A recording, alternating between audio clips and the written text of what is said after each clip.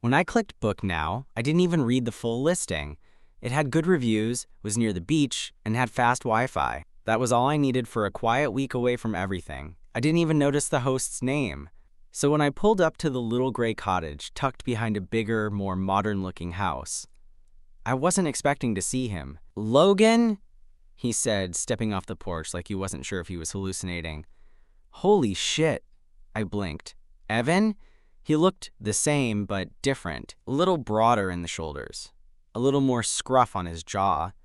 His hair was longer than I remembered, and his skin had that golden tan you only get from working outside a lot. But it was him. My old college buddy. My straight, heartbreaker friend who used to drunkenly pass out on my dorm bed and never had a clue how bad I crushed on him. "You're the host?" I asked, stunned. He laughed, rubbing the back of his neck like he always did when he was flustered. "Yeah, technically, I live in the main house. I rent out the guest house on weekends." I stared. I didn't realize. He stepped forward, grabbing one of my bags without asking. "Come on, let me show you the place." The cottage was nicer than I expected. Simple, but clean. A little kitchen with white cabinets, a queen bed with a navy comforter, big windows that looked out toward a patch of woods. It smelled like cedar and fresh linens. "You've got the whole place to yourself," Evan said, dropping my bag near the door. "Unless you need anything, then I'm just over there." He nodded toward the big house through the trees. I remembered Evan used to talk about his family's summer place, but I hadn't realized this was it. We hadn't really kept in touch after college, just the occasional like on Instagram or happy birthday text. "Thanks," I said, still trying to catch up with the moment. "This is really nice." He leaned against the doorframe, arms crossed. "So what are you doing out here? Vacation? Hiding from someone?" I smirked. "Something like that." We stood in awkward silence for a second before he added, "I'm actually heading to the beach in a bit, if you want to tag along. It's a private path behind the shed." The Evan I remembered never invited people for no reason. He was always surrounded by people, but never really let anyone in unless he wanted them there. "You sure?" I asked. "I didn't come here to crash your weekend," he smiled. "You're not crashing. It's just me here. Come hang." And just like that, the weirdness faded. For a moment, it felt like we were back in college again. Him flashing that easy grin, me trying not to let it get to me. I changed into swim trunks and met him out back 15 minutes later. The beach was quiet and almost too perfect, the kind of place you'd see in a stock photo. We walked barefoot along the shore, letting the breeze cut the heat. "So," he said after a while, "you still living in the city?" I nodded. "Yeah, working remote mostly. What about you?" "Moved out here full-time last year, renovated the guest house, and figured I'd see if I could make something work." "You own this whole place?" I asked. "Technically, my parents do," he said, kicking a bit of sand. "But they haven't been out here in years. I've got it to myself." Something about the way he said it, casual, but with an edge, made me glance over. He caught my look and gave a little shrug. "Gets lonely sometimes," he admitted. That surprised me. "Evan, lonely?" "He used to be the most effortlessly social guy the first knew. Not a lot of people stick around here," he said, glancing out at the water.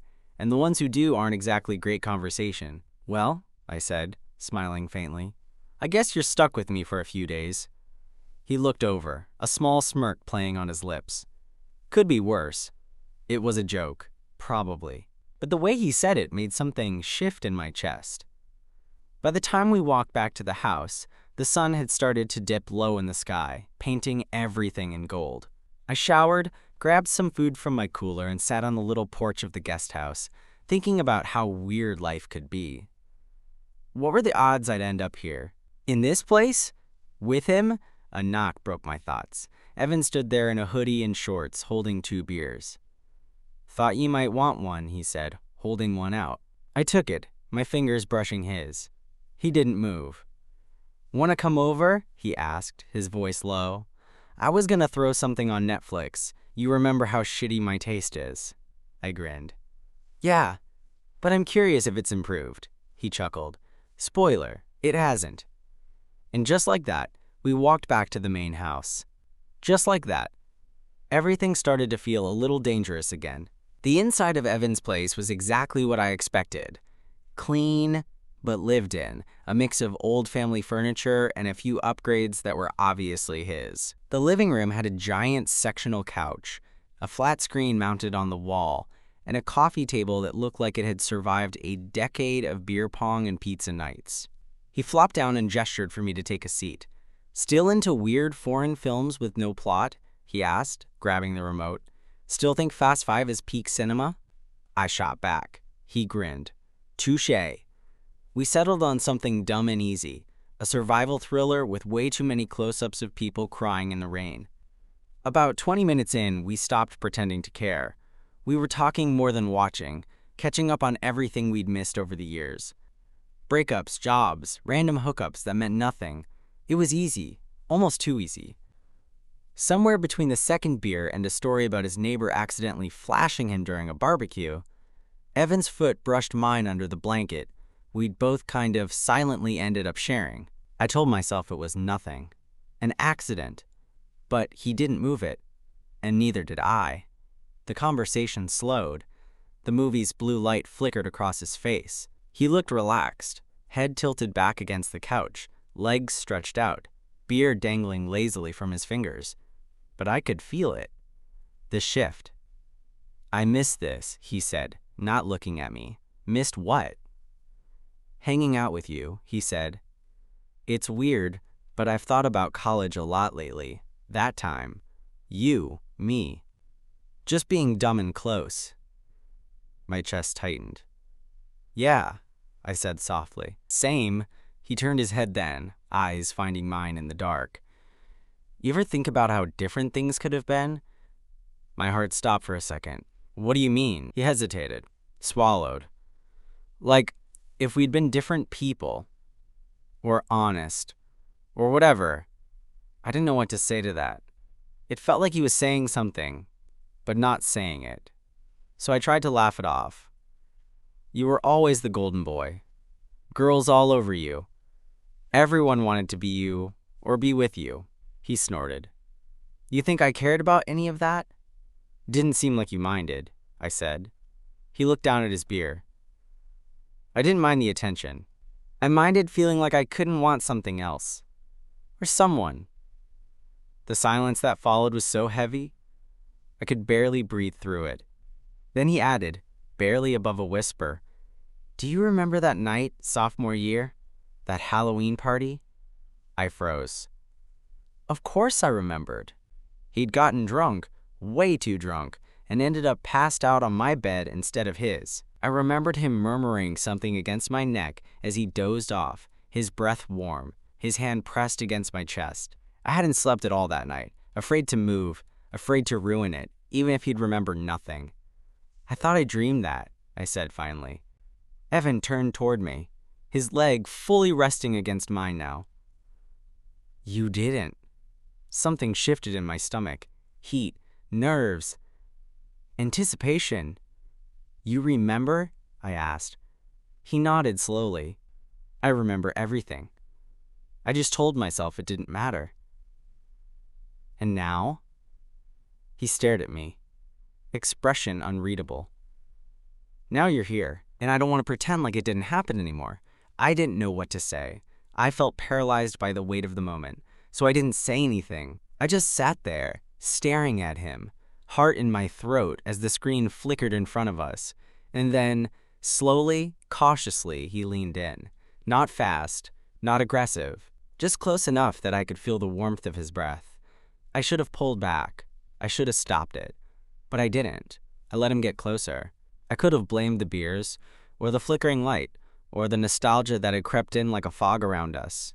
But the truth was, I wanted it. I wanted him. Maybe I always had. But when Evan's lips finally brushed mine, it still shocked me. It wasn't a full kiss, not right away.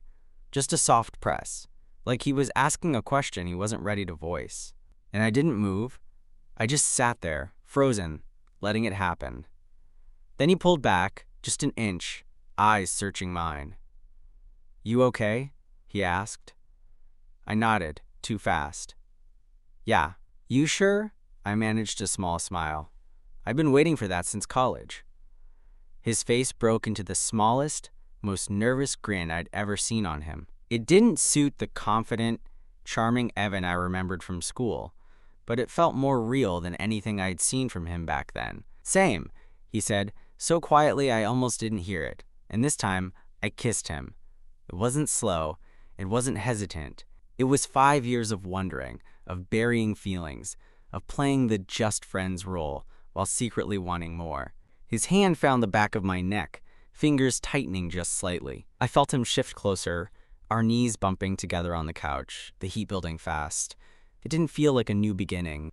It felt like a continuation of something that had been paused for too long. But then, just as fast as it had started, he pulled away. Not all the way. His forehead rested against mine. But enough. "I don't want to mess this up," he said. "You're not," I whispered, breath catching. "You're here for a few days," he said. "I don't want this to be some weird vacation thing. I don't want to screw with your head." I swallowed hard. "You're not screwing with my head. You're just surprising me." He leaned back a little, gave me a look. "In a good way?" I smiled. "In a very good way." We sat like that for a few minutes, his hand still on my leg, his thumb brushing back and forth like he wasn't even aware of it. "You staying in the guest house tonight?" he asked. "Yeah," I said, trying not to read too much into the question. He nodded, like he was turning something over in his mind. Then, "You want company?" I blinked. "Are you serious?" He looked nervous for the first time since we reconnected. "I don't mean... I'm not trying to rush anything. I just..." He exhaled. "I don't really want to sleep alone tonight." My heart thudded. "Okay." He raised an eyebrow. "Okay? I mean, yes," I said quickly. "I want that too." We didn't talk much as we walked back to the guest house. The night air was cool, the only sound our footsteps on the gravel path. He held the beer bottles in one hand, his other brushing against mine occasionally like he didn't know what to do with it. Inside, we didn't turn on the lights. I closed the door behind us and watched him look around like he was nervous to be in the space, even though it was technically his. He dropped the bottles on the kitchen counter, then turned to me. "I haven't done this before," he said. I stepped closer. "Been in a guest house?" He gave me a crooked smile. "Been with a guy." I stopped, met his eyes. "You don't have to do anything you're not ready for." "I know," he said. "That's the thing. I am ready. I've just never let myself be." There was something so honest in the way he said it. No bravado, no confusion, just truth. "Then come to bed," I said quietly. And he did. We didn't rush. We didn't do anything we weren't sure about. We just lay there, side by side, under the covers, our legs tangled together. His hand rested on my chest. Mine stayed on his hip. He kissed me once more before we fell asleep, slow, careful, like he was memorizing it. And for the first time in years, I didn't dream about what could have been. Because it was finally happening. I woke up before the sun had fully risen, the room still dim with that early morning gray. For a second, I didn't know where I was. Then I felt the warm weight of Evan's arm across my stomach, and the memory of the night before came flooding back. He was still asleep beside me, shirtless, breathing soft and slow. His body was warm against mine, and I could feel the faint rise and fall of his chest with every breath. I laid there, staring at the ceiling, trying to wrap my head around what had actually happened. Evan Torres, straight golden boy Evan, had kissed me, held me, slept in my bed. It didn't feel like some heat of the moment thing. It didn't feel drunk or impulsive. It felt intentional. Quietly, deeply intentional. Eventually, he stirred. His arm flexed slightly before he pulled it back, blinking groggily like someone who just stepped out of a dream. "Morning," he murmured, voice raspy with sleep. "Hey," I said. He looked at me for a long second, then gave this small, almost shy smile that made my stomach flutter. "So that wasn't a dream?" "Nope," I said, trying to keep my voice casual. "Definitely real." He stared at the ceiling, then let out a quiet breath. Okay, good. We didn't move for a while, just laid there, bodies half tangled, pretending we weren't both wide awake and overthinking everything. Eventually, he spoke again. Do you regret it? I turned toward him. Do you? He shook his head instantly. Not even a little. Then why do you sound nervous? Because. He looked over at me, eyes serious now. I don't know what happens next. You don't have to, I said. There's no script. He nodded slowly. Still, I want to figure it out. With you. That hit me harder than I expected. There was a vulnerability in his voice I'd never heard before. Not in college. Not even last night. Then let's just take it slow, I said. You don't have to define anything right now. He gave me a grateful look and leaned in to kiss me again. Just once. Light and warm and full of intention. The rest of the morning was comfortable. Easy. He stayed for coffee. We didn't talk about labels or what it meant. We just sat on the porch with our mugs, watching the sky brighten through the trees. It wasn't until early afternoon that he finally stood to leave. I should check emails, pretend I still have responsibilities. I smirked. You own a beach house and rent it out on weekends. How many responsibilities can you possibly have? He laughed. Touché! But then his expression shifted, got a little more serious. Dinner tonight? My place? I nodded. Yeah, I'd like that. He lingered by the door, fingers brushing the handle like he wasn't quite ready to go. Cool. I'll text you. I waited until he disappeared into the trees before I exhaled, and then I laid back on the couch and tried not to freak out. Because I wasn't just catching feelings again, I already had them. And now I had to figure out what the hell that meant. I didn't hear from Evan all afternoon, which was fine, totally fine. I told myself it was normal, that he was probably just busy or giving space or, more likely, freaking out a little. I did what I could to stay grounded. Took a walk through the woods behind the property, watched a couple episodes of some true crime doc. Even journaled for the first time in forever, like I was 17 again, and had just kissed someone I wasn't supposed to. But by 6:30, I still hadn't gotten a text. At 6:45, I debated texting him first. At 7:10, there was a knock on the guest house door. When I opened it, he was standing there in jeans and a worn t-shirt, barefoot, holding a covered bowl in one hand and a bottle of red wine in the other. I brought pasta, he said. I blinked. You cooked? He laughed, sheepish. Okay. Heat it up. It's my mom's recipe. Frozen sauce, but homemade. Technically. I stepped aside. Come in, Gordon Ramsay. He grinned and stepped inside. The table in the little kitchenette wasn't exactly romantic. Wobbly leg, scratched top. But with the lights dimmed and the wine poured, it felt almost like a real date. A quiet one. A first one. We ate mostly in silence at first. Not awkward, just thoughtful. Halfway through his second glass of wine, Evan leaned back in his chair and said, Can I ask you something? Of course. When we were in school, did you ever think about this? About us? I hesitated for a moment before nodding. Yeah, I did. He looked down at his glass, thumb circling the rim. I think I always felt it. I just didn't know how to handle it. You don't have to explain, I said. I want to. He looked up. You were the first guy the first ever wondered about. But I told myself it didn't mean anything. That I was just close with you. That I liked having you around because you were safe. Safe? He nodded. You didn't expect anything from me. Not like other people. You didn't need me to be anyone I wasn't. I swallowed. Maybe I was too good at hiding what I wanted. His gaze softened. Yeah, maybe. A silence settled between us, but it didn't feel bad. It felt like something was clicking into place, slow and careful.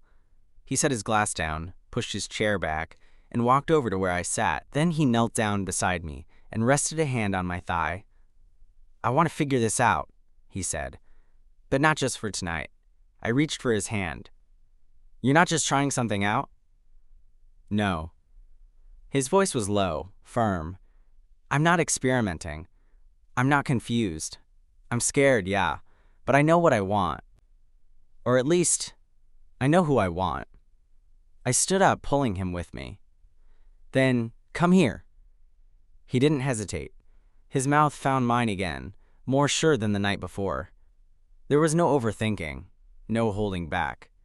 Just heat, and honesty, and something that felt dangerously close to love. We ended up on the bed again, tangled up, not rushing but not wasting time either. His hands were more confident this time. His touch felt less like discovery and more like memory, like he already knew what made me shiver.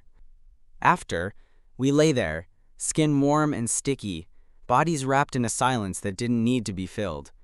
He traced lazy shapes on my chest with his finger. This doesn't feel like a one-off to me." I turned my head.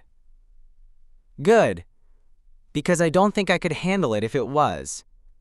His hand stopped. "You already feel that deep?" I nodded. "I did 5 years ago. It just never went away." He kissed my shoulder, then tucked his face into the crook of my neck. "Stay here tonight?" I asked. He didn't answer with words, just pulled me closer. We spent most of the next day wrapped in a kind of quiet, slow-motion bubble. He stayed the night. We slept tangled up like we'd always done it. No awkward goodbyes. No morning after tension. I woke up with his arm thrown across my waist, his face buried in my shoulder, his breath warm against my skin. We didn't rush to get up. Just lay there until the sun got too bright through the curtains and the room got too warm for comfort. Eventually, Evan pulled himself up, his hair a mess, rubbing his eyes. "I forgot how hard it is to sleep next to someone who steals the covers." I grinned. "You were the one who tucked in like a burrito." He squinted at me. "That sounds like victim blaming." I threw a pillow at him. He caught it, laughing. There was a comfort between us now that hadn't been there before. Like whatever invisible wall had always existed during college had finally cracked. We made breakfast together, eggs, toast, and the weakest coffee I'd had in a long time, but I didn't care. By noon, we were sitting on the back steps of the main house, barefoot, passing a bottle of water back and forth, and letting the silence between us settle like dust. "You know," he said eventually, "I thought about messaging you so many times over the years. What stopped you?" I didn't know what I'd say. "Hey, remember that time I maybe wanted to kiss you but didn't, and now I think about it more than I should, didn't feel like a solid opener?" I laughed. Would have worked on me. He looked over, smiling, but something in his expression shifted slightly, more thoughtful than playful. "I don't want this to be just a thing that happened during your little getaway," he said. "It doesn't have to be," I replied. He nodded. "I know, but I want to be real about it. I don't know what this makes me, what people will think, or even how to explain it yet." "You don't have to," I said. "Not now. Not to anyone." He leaned his head on my shoulder. "Good, because I'm still figuring it out, but I do know that I want you in it. However this goes." That simple honesty, so unguarded, so unfiltered, hit harder than anything else could have. "Okay," I whispered. "Then I'm in." We spent the rest of the afternoon half working, half distracted by each other. I tried answering a few work emails. He pretended to clean up the main house, but kept texting me every 10 minutes like a teenager. That night, he invited me to a fire pit hangout on the beach with a few of his neighbors. Casual, low-key. I was hesitant at first. I didn't know what we were in public. I didn't want to assume anything. But when we got there, Evan didn't keep his distance. He sat next to me, legs touching, leaned in when he laughed. At one point, he reached over and took a sip of my beer without asking. It was subtle, small, but it meant something. Later, when the group had thinned out and we were walking back up the path alone, he brushed his hand against mine. I glanced over. "You sure?" "Yeah," he said, lacing our fingers. "I'm tired of acting like I don't want to." That night, he didn't go back to the main house, and neither did I. It was supposed to be a short stay. 4 nights. Just enough time to clear my head, maybe reset a little. But now, with Evan's body curled against mine and his hand resting lazily on my chest. Leaving felt like the last thing I wanted to do. I'd never felt this kind of calm with someone. Even in the silence between us, there was this low, steady hum, like something unspoken but understood. The next morning, while we were both brushing our teeth side by side in the tiny guest house bathroom, he looked over at me through the mirror. "You could stay longer." I raised an eyebrow, mouth full of foam. "You inviting me to move in?" He laughed, spitting into the sink. "No, I'm just saying, you don't have to leave yet." I rinsed my mouth and leaned against the sink. "You sure about that?" "Yeah," he said, his voice quieter now. "I've had a lot of people come and go from here. Renters, family, friends. But no one I've actually wanted to stay." That stopped me. It wasn't a grand declaration. It wasn't flowers and violins. But it was real. It was Evan. I ended up extending the trip by a week. We fell into an easy rhythm. He'd work on some landscaping project or do maintenance around the property in the mornings, and I'd hole up with my laptop and answer emails. We'd meet in the kitchen around noon and have lunch together, usually something thrown together from whatever leftovers were in his fridge. The best part? It all felt normal. There were still moments that made my chest tighten in that good, aching way, like when I caught him watching me from the porch while I read, or when he'd toss me a towel after a swim, but his fingers would linger just a beat too long, or the way his voice dropped when he asked, "You staying in my bed tonight?" Every night, that answer was yes. But it wasn't perfect. We had moments that felt unsure too. One afternoon, we ran into a neighbor while walking down to the beach. An older guy, friendly, harmless. But when he spotted us walking close, his eyes flicked to our hands, then back up. Evan's fingers slipped away from mine so fast it stung. Later, I didn't bring it up, but I think he knew. That night, as we lay in bed, he said softly, "I'm not ashamed of this, of you." I nodded, facing the ceiling. "I know, I've spent most of my life being the guy who never had to explain himself. Now I feel like I'm trying to figure out how to be someone else, and I don't want to mess that up." "You're not someone else," I said, turning to look at him. "You're just more you than you've ever let yourself be." He stared at me for a long moment, then kissed me like it was the only answer he could give. The morning I was supposed to leave, really leave, no extensions, no excuses, I woke up to find Evan already out of bed. The spot next to me was warm, but empty. I sat up, rubbed my eyes, and listened. The guest house was quiet. Then I heard movement outside. I threw on a hoodie and stepped out onto the porch. Evan was sitting on the front step with 2 mugs of coffee. He looked up as I approached, handing one to me without a word. "Couldn't sleep," he said after a moment. "Yeah," I murmured. "Me neither." We drank in silence for a while, watching the morning fog drift between the trees. "I hate that this has to end," he said. "It doesn't have to." He looked over. "You mean move in with me?" I laughed. "I mean, maybe don't propose before breakfast. But we could figure something out. I could come back. You could visit me. We take it one step at a time." He nodded slowly, thoughtful. "Yeah, I like that." There was a quiet moment where we both seemed to realize just how far we'd come in such a short time. "Do you think," he started, "if we had done this back in college, if we hadn't waited, do you think we would have worked?" "I don't know," I said, "but I think we're better now. We're not pretending anymore." He smiled, small and real. "Yeah, I'm done pretending." When it came time to actually leave, neither of us knew what to say. He helped me load my bag into the car, then stood by the driver's side door, chewing his lip like he was trying to hold something back. "Hey," he said, grabbing my wrist lightly, "you're gonna come back, right?" "Yeah," I said, "I am." He leaned in, kissed me once, soft and slow, the kind of kiss that doesn't say goodbye. It just says, "Wait for me." As I drove off, I glanced in the mirror.